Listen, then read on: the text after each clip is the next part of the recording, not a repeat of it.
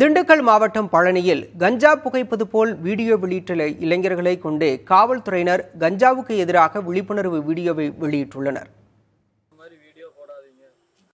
பழனி தண்டாயுதபாணி சுவாமி கோயிலுக்கு உட்பட்ட சிறுவர் பூங்காவில் 6 இளைஞர்கள் கஞ்சா புகைப்பது போலவும் கஞ்சா போதையில் ஆங்காங்கே விழுந்து கிடப்பது போலவும் ரீல்ஸ் வீடியோ எடுத்து சமூக வலைதளங்களில் வெளியிட்டது சர்ச்சையை ஏற்படுத்தியது. இதையடுத்து வீடியோ வெளியிட்ட 6 பேரையும் காவல்துறையினர் கைது செய்தனர்.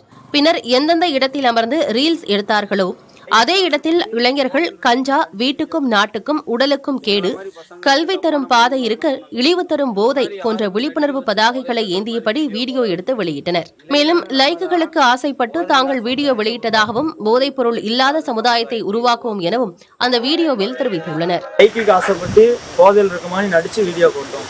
இளைஞரான நம்மதான் போதையில்லா சமுதாயத்தை உருவாக்கும்.